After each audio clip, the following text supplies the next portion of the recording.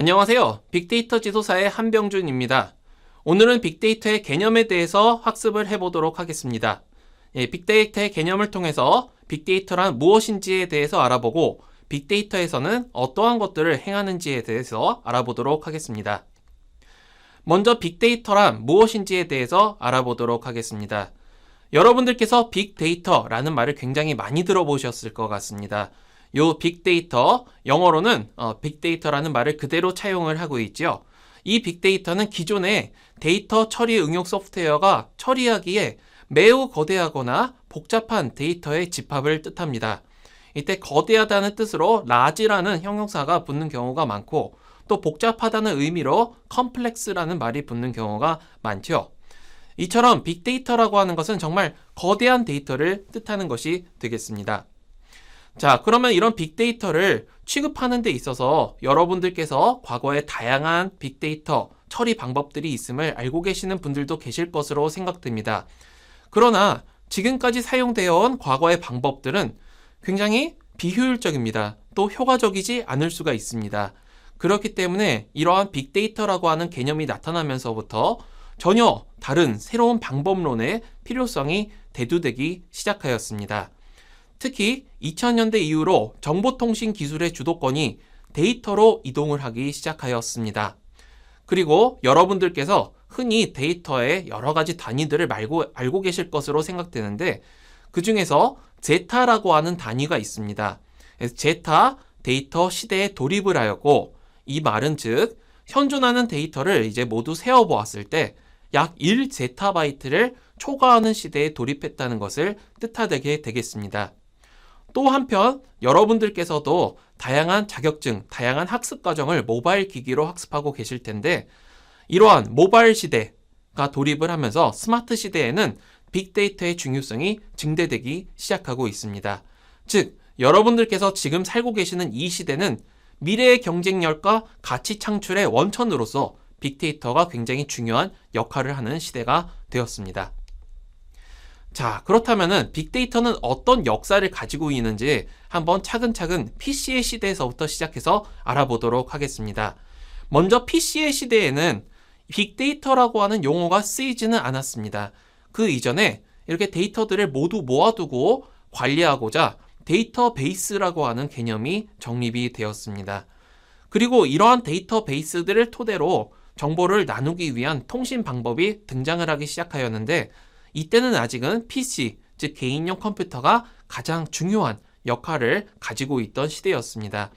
그렇기 때문에 PC 통신의 시대가 시작이 되었습니다. 자, 이 시기의 PC 통신은 굉장히 느린 통신 방법을 통해서 통신이 이루어졌습니다. 즉 데이터를 한 번에 우리가 단위 시간당 주고받을 수 있는 그런 양이 적습니다. 그렇기 때문에 데이터 하나하나의 규모가 작고 교류가 적을 수밖에 없었습니다. 자, 그런데 이제 그 다음부터 인터넷 시대가 도입되었습니다. 초고속 인터넷이 우리 집안 곳곳에 도입이 되었죠. 그래서 여러분들 누구나 다 쉽게 인터넷에 접속하실 수 있게 되었습니다.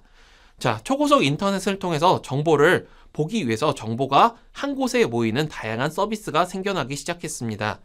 그러한 서비스들 중 가운데 유명한 것이 바로 포털 서비스가 되겠습니다. 그래서 데이터의 규모가 이전에 비해서 상대적으로 증가를 하였고, 또 절대적으로 데이터의 교류량이 증가를 하기 시작하였습니다. 자, 그리고 이러한 인터넷 시대에 뒤이어서 여러분들께서 언제 어디서나 나는 데이터를 향유하고 싶다. 그렇기 때문에 모바일 시대가 생겨나게 되었습니다. 자, 이렇게 모바일 시대를 가리켜서 다른 말로는 모바일 인터넷 혁명이 일어났다고도 이야기를 합니다.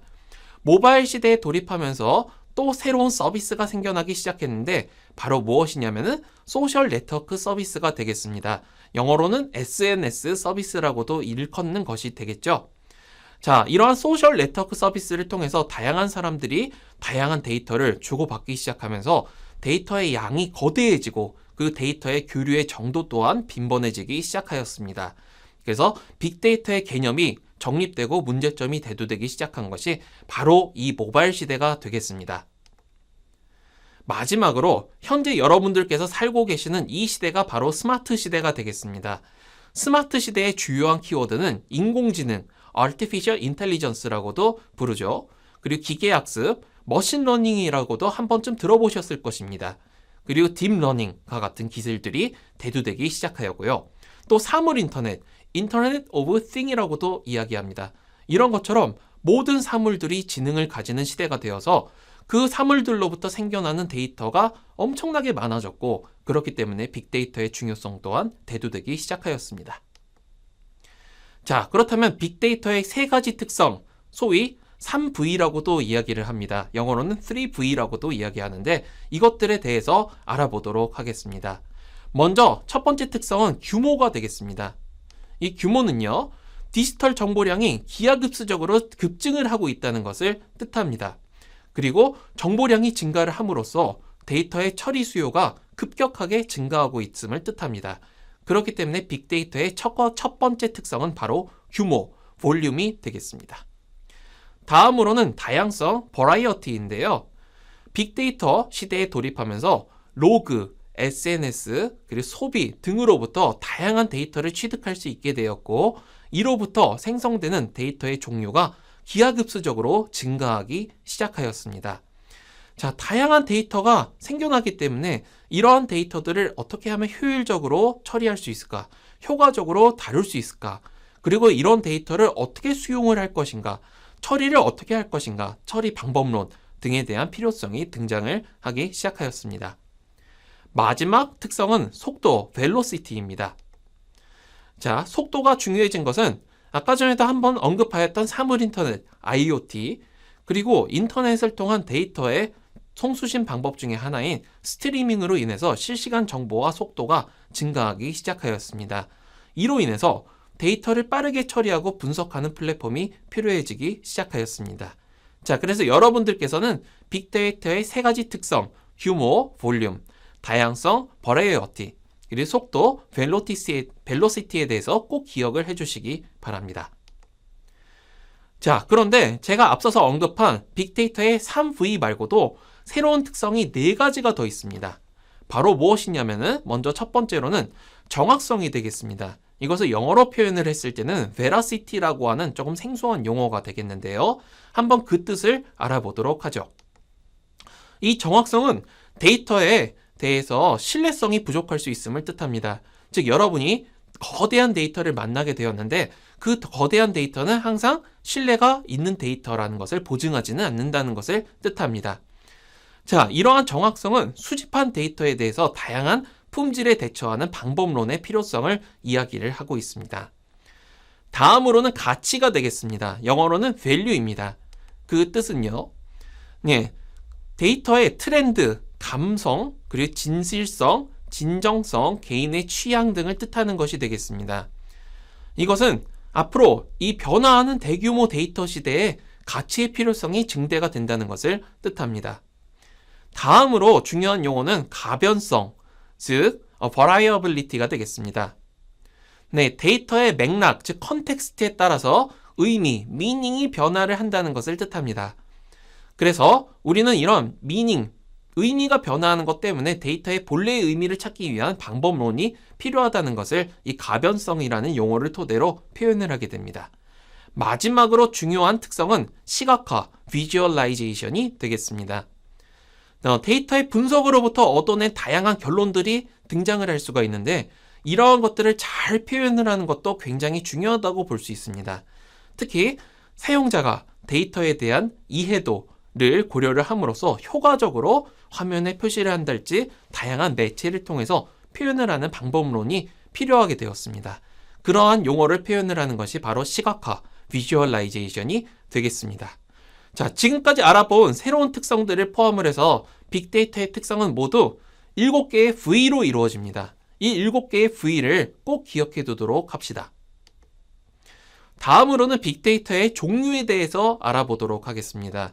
빅데이터의 종류는 크게 3가지가 있습니다.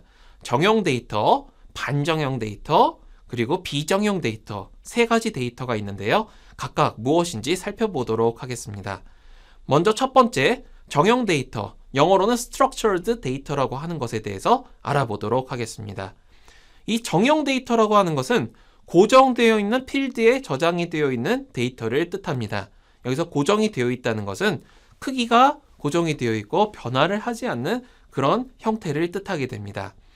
그렇다면 이런 고정형 필드를 활용을 하는 데이터에 대한 여러 가지 방법론들이 있는데요. 대부분 기존의 방법론들이 되겠습니다. 예를 들어서 관계형 데이터, 영어로는 RDBMS라고 표현을 하기도 하죠. 그리고 여러분들께서 흔히 사무실에서 많이 사용을 하시는 엑셀과 같은 소프트웨어, 스프레드시트라고 이야기를 합니다. 이러한 어플리케이션 또는 방법론에서 사용을 하고 표현을 하고 분석을 하고자 하는데 사용을 하는 데이터 형태가 바로 고정형 필드 데이터이고, 우리는 빅데이터에서는 이런 데이터를 정형이다, 변화를 하지 않는 모양이다. 그래서 structured 데이터, 정형 데이터라고 이야기를 합니다. 다음으로는 반정형 데이터에 대해서 알아보도록 하겠습니다. 영어로는 semi-structured 데이터라고 이야기를 합니다. 이러한 반정형 데이터는 메타데이터, 스키마 등등을 이용을 해서 데이터를 표현을 하게 됩니다. 여러분들께서 한 번쯤 들어보신 일이 있으신지는 모르겠습니다. 예를 들어서 XML, 그리고 인터넷 웹페이지를 나타낼 때 사용하는 웹 언어인 HTML 등등이 바로 반정형 데이터라고 할 수 있습니다. 이때 반은 절반을 나타내는 반이 되겠습니다. 그렇다면 왜 절반일까요? 방금 전에 살펴보았던 정형 데이터와 그리고 이후에 살펴볼 비정형 데이터의 절반의 특성을 가지고 있기 때문입니다. 정형 데이터는 데이터를 넣기 위한 그릇, 필드가 고정이 되어 있습니다. 그런데 이후에 다룰 비정형 데이터는 그러한 필드, 형태가 전혀 고정이 되어 있지 않습니다. 그렇기 때문에 반정형 데이터는 데이터의 형태가 어느 정도는 고정이 되어 있지만 데이터의 형태가 때로는 고정되지 않는 면을 보이기도 합니다. 그래서 XML과 HTML 같은 경우는 데이터를 저장을 하는 데 있어서 그러한 그릇을 내가 원하는 필요에 따라서 내 마음껏 정의를 하고, 그리고 그렇게 정의된 그릇에 따라서 담을 수가 있습니다. 즉 데이터의 그릇을 내가 바꿀 수 있기 때문에 비정형적인 특성도 있고, 그리고 그러한 그릇에 결국은 데이터를 담아야 되기 때문에 정형의 특성도 가지고 있어서 비정형 데이터라고, 반정형 데이터라고 합니다. 그래서 이런 반정형 데이터, semi-structured 데이터라고 하는 말을 꼭 기억해 주시기 바랍니다. 마지막으로는 비정형 데이터인데요. 영어로는 unstructured 데이터라고 합니다. 그 뜻은요, 지금까지 살펴보았던 정형 데이터, 반정형 데이터가 아닌 모든 형태의 데이터를 가리켜서 비정형 데이터라고 이야기를 합니다. 예를 들면은 여러분들께서 흔히 만날 수 있는 텍스트 문서가 대표적인 비정형 데이터가 되겠습니다. 또 한편으로는 여러분들께서 자주 보시는 오디오, 비디오, 이미지와 같은 멀티미디어 콘텐츠들이 바로 비정형 데이터라고 볼 수 있겠습니다. 이러한 비정형 데이터는 현 시점에도 가장 큰 증가를 보이고 있기 때문에, 그렇기 때문에 데이터 분석, 여기서부터 데이터의 여러 의미를 추출해낼 필요성이 높게 느껴지고, 그리고 고부가가치를 가지는 데이터 유형이라고 볼 수 있습니다. 자, 이렇게 빅데이터의 종류 3가지를 알아보았습니다. 정형 데이터, 반정형 데이터, 비정형 데이터 꼭 기억해 주시기 바랍니다. 자, 그러면 지금까지 저와 함께 데이터의 여러 가지, 빅데이터의 여러 가지 개념에 대해서 알아보았습니다. 다음으로는 빅데이터를 다루는 일반적인 방법에 대해서 알아보도록 하겠습니다. 빅데이터의 처리 과정과 기술은 다음에 6단계로 나뉘게 됩니다. 화면에서 보시는 것처럼 생성, 수집, 저장, 처리, 분석, 표현 등의 과정을 거쳐서 처리를 하는 과정을 거치게 됩니다. 각각의 과정을 저와 함께 개략적으로 알아보도록 하겠습니다. 먼저 생성에 대해서 알아보도록 하겠습니다. 빅데이터, 거대 데이터입니다. 이러한 데이터는 반드시 생성이 되기 때문에 우리가 뒤이어서 다루게 되는 다양한 과정들을 거치게 됩니다. 그래서 생성되는 데이터는 다양한 과정을 통해서 생성이 되게 됩니다. 생성이 되는 과정은 크게 2가지 과정으로 나눌 수가 있습니다. 내부 데이터와 외부 데이터로 나눌 수가 있는데, 내부 데이터는 로컬 환경에 저장되어서 교류가 없는 데이터를 뜻합니다. 여기서 이야기하는 로컬 환경이라고 하는 것은 예를 들면은 인터넷에 연결이 되어 있지 않은 여러분의 컴퓨터 환경, 또는 컴퓨터가 아니라 여러분 집안에 계실 때, 또는 여러분이 공책에다가 뭔가 이렇게 끄적거리신 내용들, 이런 식으로 외부와 전혀 연결이 되지 않고 그 매체 안에 들어있는 형태의 데이터를 뜻하게 됩니다. 그러니까 예를 들면은 데이터베이스 그리고 컴퓨터 내부에서 사용이 되는 파일 관리 시스템이 바로 내부 데이터에 속한다고 볼 수 있겠습니다. 자, 그렇다면 내부 데이터의 반대는 뭔가 외부와의 교류가 이루어지겠죠? 네, 외부 데이터는 네트워크에서 교류를 통해서 발생하는 데이터를 나타냅니다. 그래서 예를 들면 텍스트 데이터, 네, 여러분이 저장을 하시고 외부에 보낼 목적으로 작성을 하는 그런 데이터들이 되겠습니다. 멀티미디어 콘텐츠, 다양한 동영상 서비스 또는 오디오 서비스, 이미지 서비스 등을 통해서 여러분들께서 그런 멀티미디어 콘텐츠를 향유하게 되겠죠. 이러한 콘텐츠는 외부 네트워크로부터 여러분이 받아서 보시거나 혹은 여러분들께서 외부로 송출을 하기도 합니다. 그리고 이 밖에도 설명할 수가 없는 다양한 스트림 형태의 데이터들이 바로 외부 데이터가 되겠습니다. 자, 이렇게 생성된 데이터는 다음으로는 수집이라고 하는 과정을 거치게 됩니다.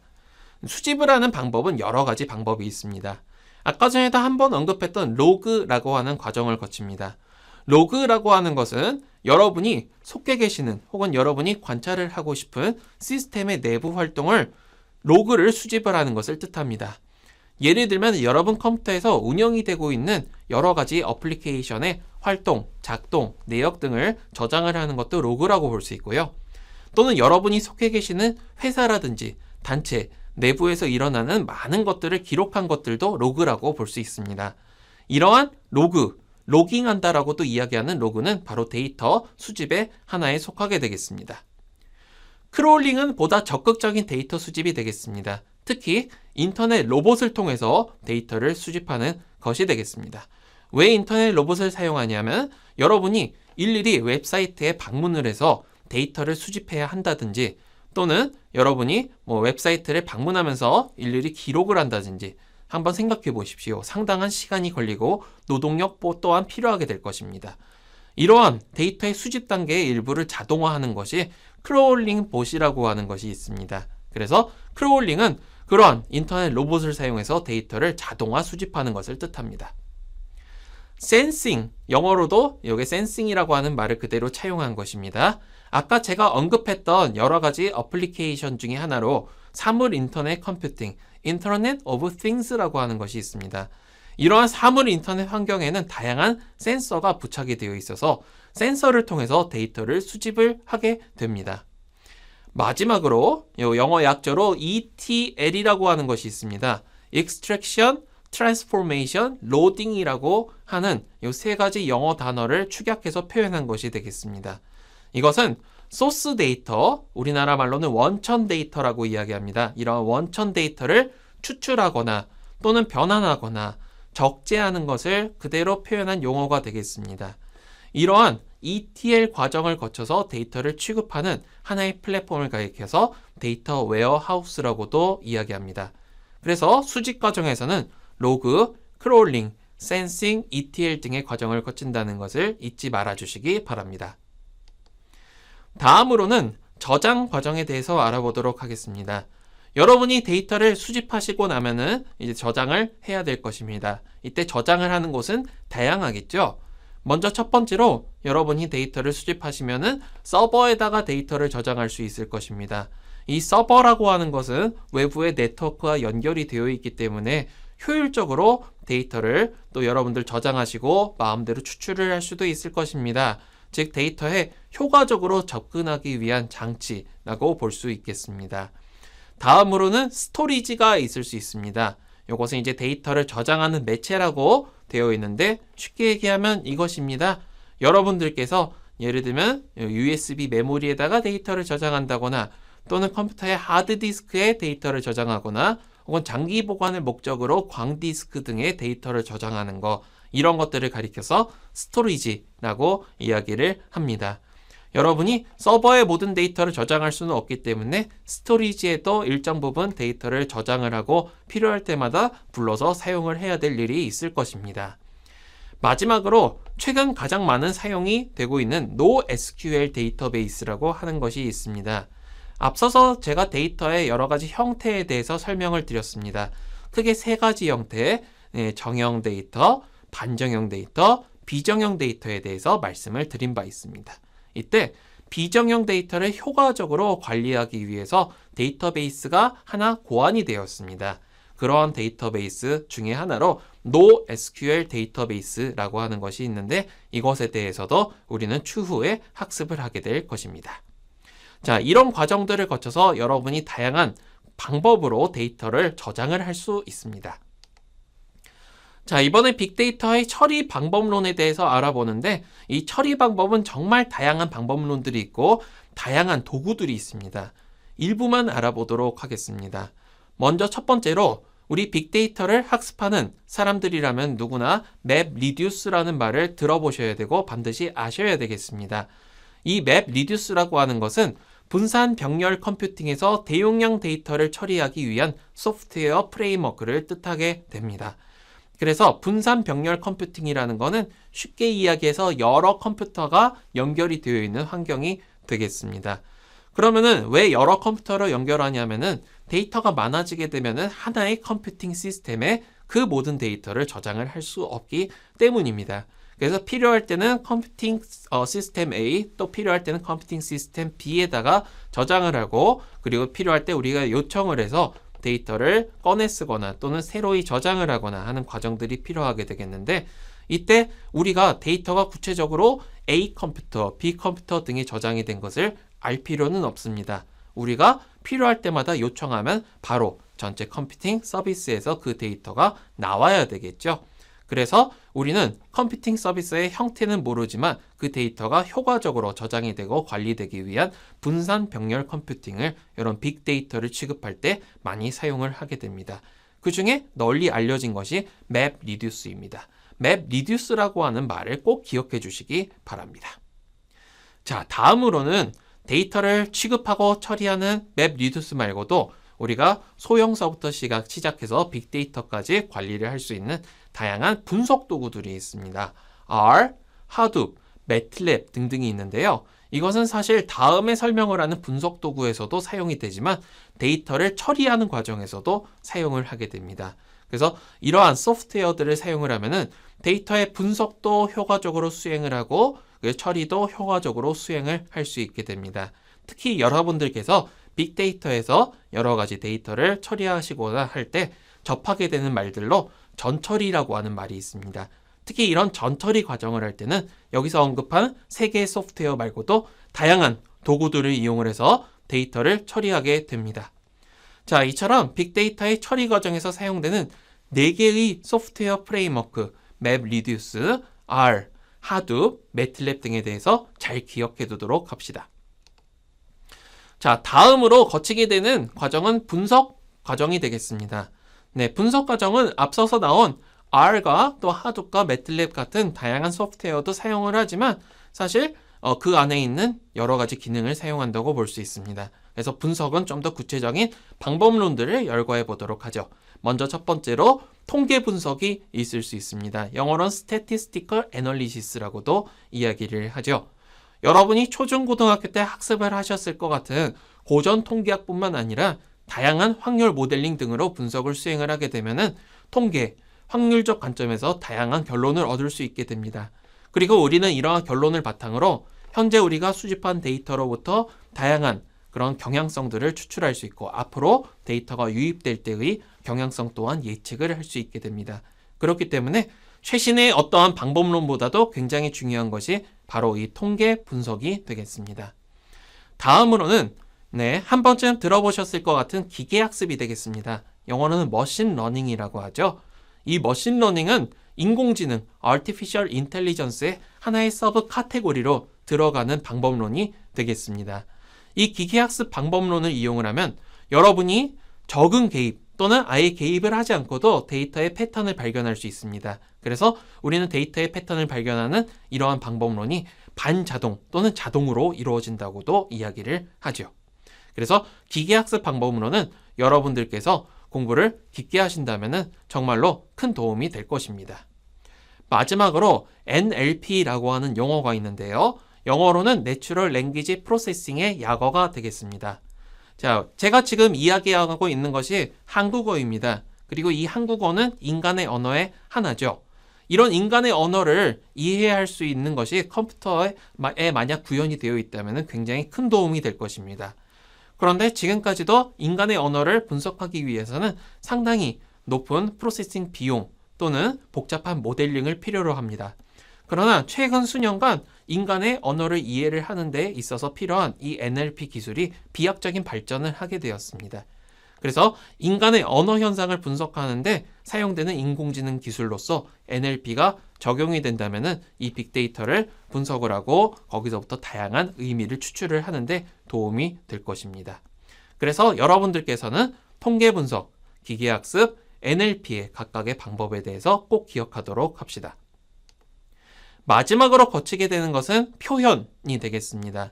자, 표현은 데이터를 잘 표현하는 것이 되겠습니다. 그래서 특히 우리는 여러 가지 방법으로 표현을 할 수가 있는데 그 중에 1차적으로 가장 많이 사용이 되는 표현 방법은 우리의 시각을 자극하는 표현 방법, 즉 시각화, 영어로는 visualization이라고 이야기를 합니다.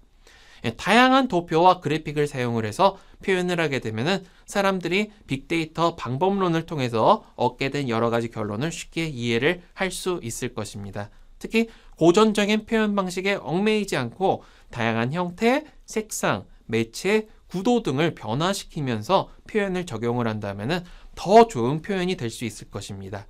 그렇기 때문에 꼭 공학을 전공한 사람들 뿐만 아니라 데이터를 잘 표현하기 위해서 디자인 또는 예술 계통에 계신 분들도 데이터를 잘 표현하는 시각화 방법론에 대해서 많은 고민을 하고 있습니다.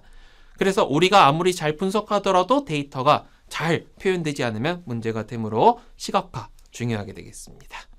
자, 그러면 지금까지 빅데이터를 분석하는 다양한 방법들에 대해서 알아보았습니다. 자, 다음 토픽으로 한번 가보도록 하겠습니다.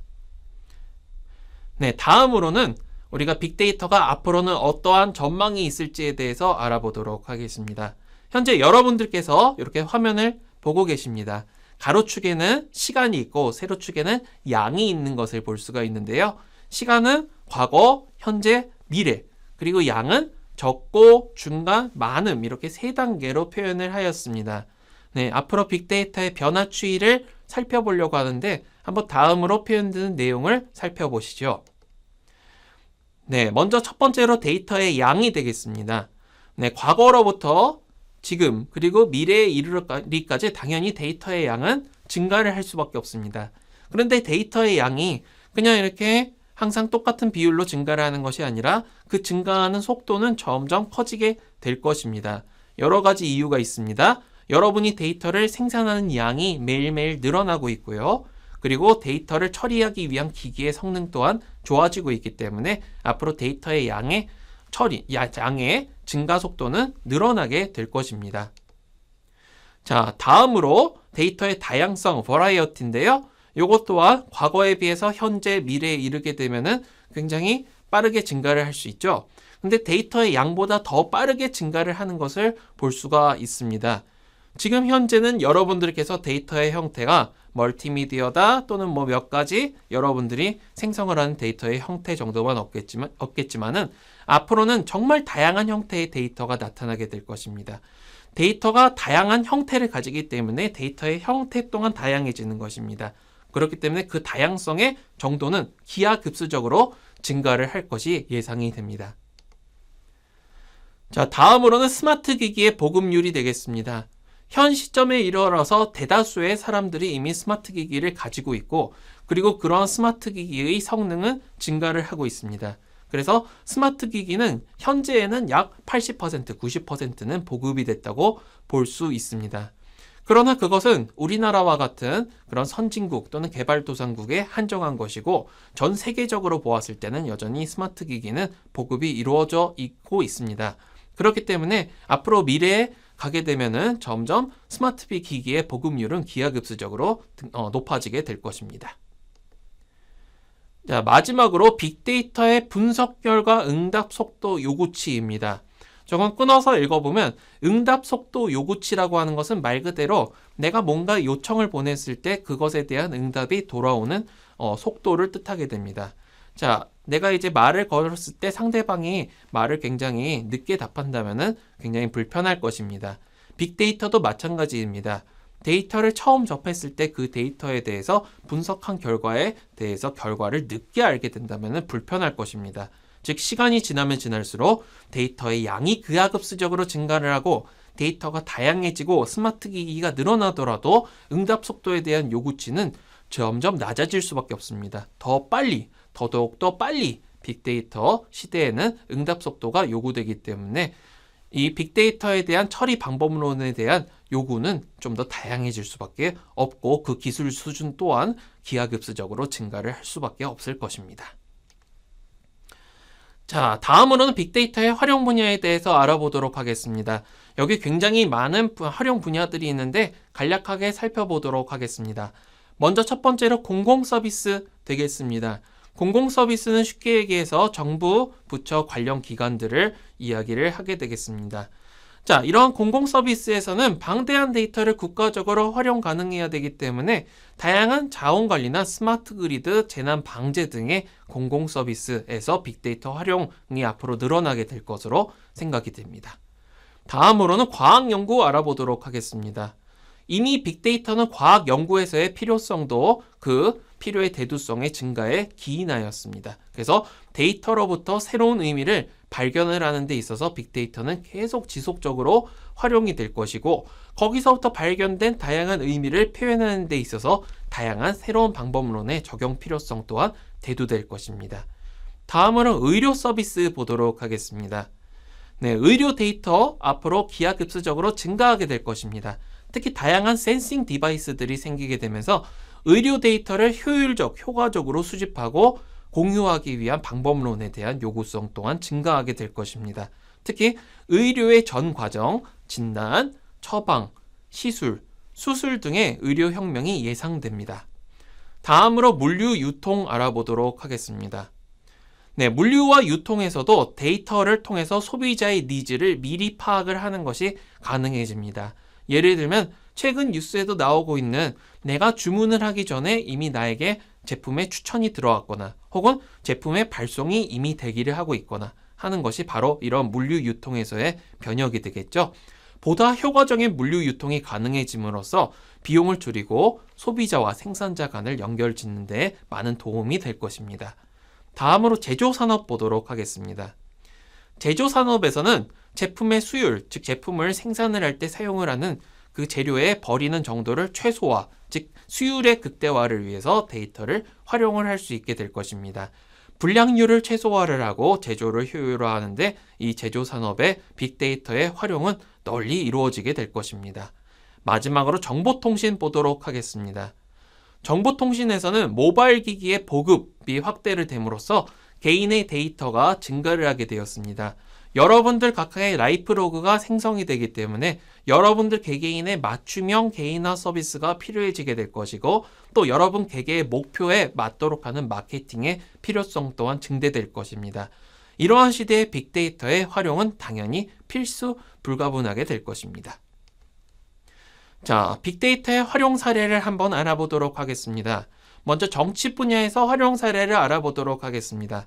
유권자의 데이터베이스에서 유권자를 분류하고 성향을 파악하는데 이런 빅데이터는 이미 사용이 되고 있고 앞으로도 적극적으로 사용이 될 것입니다. 특히 소셜미디어를 통해서 유권자의 정보를 수집하는 것이 가능해질 것입니다. 유권자별 맞춤형 선거 전략을 통해서 효과적인 선거를 치를 수 있게 될 것입니다. 이미 2008년의 미국 대통령 선거에서는 빅데이터가 적극적으로 활용이 되었고 대한민국의 제19대 총선에서도 빅데이터는 활용이 되었습니다. 그래서 앞으로는 정치 분야에서 빅데이터 활용은 당연한 것으로 생각할 수 있겠습니다. 다음으로 경제 분야 한번 알아보겠습니다. 경제 분야에서는 고객의 구매나 활동 기록을 분석해서 취향을 분석하는 것이 당연시 되고 있습니다. 특히 개인화된 추천 시스템, Personalized Recommender 시스템의 적용이 경제 전반에 걸쳐서 이루어지고 있습니다. 한편 문화의 경우에도 볼까요? 문화의 경우에는 그 데이터의 형태가 다양한 형태로 나타나게 됩니다. 정형 및 비정형 데이터가 나타나게 되겠고 이러한 것들을 빠르게 수집을 하고 처리하고 분석하는 것이 중요해졌기 때문에 문화 분야에서는 이러한 것을 이미 활용을 하고 있습니다. 예를 들면 여러분들께서 흔히 보시는 영화 등도 이미 수집 분석이 되어서 여러분의 취향에 맞는 영화가 추천되는 것은 영화에 대한 프로필을 직접 입력하는 것뿐만 아니라 영화 콘텐츠, 그러니까 동영상 그 자체를 분석을 해서 여러분들에게 다양한 서비스를 제공을 할 수가 있게 되겠죠. 특히 문화에서는 효율적인 팀의 운영을 가능하게 할 것입니다. 다음으로는 과학 분야에서 전망 알아보도록 하겠습니다. 통계학이 비약적으로 발전을 하고 있기 때문에 특히 이 과학에서 다양한 빅데이터의 활용이 이루어질 것으로 보이고요. 특히 생명과학의 경우에는 유전자 분석, 발현, 조절 등에 있어서 이러한 빅데이터의 활용은 널리 이루어지고 있을 것으로 예상됩니다. 자, 마지막으로 빅데이터의 미래 전망 알아보도록 하겠습니다. 데이터 혁명이라고도 부릅니다. 데이터 레볼루션이라고도 하는데요. 앞서서 살펴본 다양한 분야, 정치, 경제, 사회, 문화, IT 등 모든 분야에서 데이터가 발생을 합니다.